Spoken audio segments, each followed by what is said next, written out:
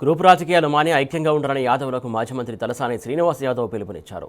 దేశంలో యాదవులు అధిక సంఖ్యలో ఉన్నారని స్పష్టం చేశారు.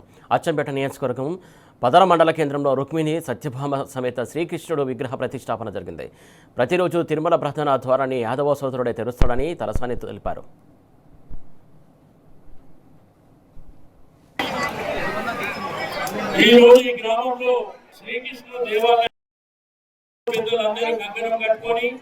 ఇంత అద్భుతమైనటువంటి దేవాలయాన్ని నిర్మించినటువంటి కమిటీ సభ్యులకు సహకరించినటువంటి బంధువులందరికీ నమస్కారం.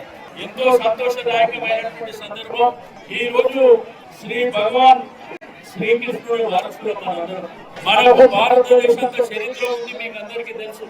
మహాభారత చరిత్ర అంతా మనదే.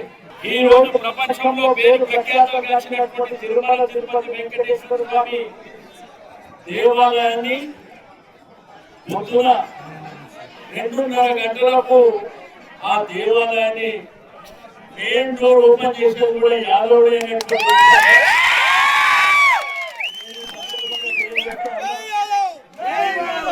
నీతికి నిజాయితీకి ఆరు పేరే యాదవుడు. నీతిగా నిజాయితీగా గ్రామాలలో అయినా పట్టణాలైనా రాష్ట్రంలో అయినా యావత్ దేశంలో అయినా నీతి నిజాయితీతో బతికేటువంటి యాదవుడు ఈ రోజు ఇంత అద్భుతమైనటువంటి కార్యక్రమాన్ని నిర్వహించుకోవడం చాలా సంతోషదాయకమైనటువంటి సందర్భం. యాదవులు ఎవరికన్నా ఆర్థికపరమైనటువంటి ఇబ్బందులు ఉన్నా, పిల్లల చదువుల మీద ఇబ్బందులు ఉన్నా ఒకరినొకరు సహకరించుకోవాల్సినటువంటి అవసరం ఉన్నది. ఎందుకంటే మీరు చూస్తూ సమాజంలో ఒకరి సహకారం ఎంతైనా అవసరం. కానీ మన యువ మిత్రులకు ఆ పెద్దలకు రిక్వెస్ట్ చేసేది ఒకటే, గ్రూపులు ఎక్కడండి.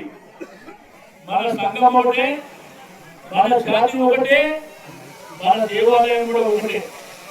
కాబట్టి మీరు ఐక్యమత్యంగా ముందుకెళ్ళండి. వచ్చే రోజులు అనేటువంటి విషయాన్ని కూడా నేను ఈ సందర్భంగా తెలియజేస్తూ ఉన్నాను. ఈ రాష్ట్రంలో దేశంలో విపరీతమైన సంఖ్య ఉన్నటువంటి జాతి మన యాదవుల జాతి. అంటే భారతదేశంలో పెద్ద చరిత్ర ఉంది. కాబట్టి ఈ రోజు ఇంత అద్భుతమైనటువంటి కార్యక్రమానికి నన్ను ఆహ్వానించినటువంటి పెద్దలందరికీ మనస్ఫూర్తిగా అభినందనలు తెలియజేస్తూ ఉన్నా. ఎప్పుడు కూడా మన జాతి కోసం అన్ని విధాలుగా సహకరించడానికి ఎల్లప్పుడూ నేను ఉంటాను అని చెప్పి నేను ఈ సందర్భంగా తెలియజేస్తూ ఉన్నా.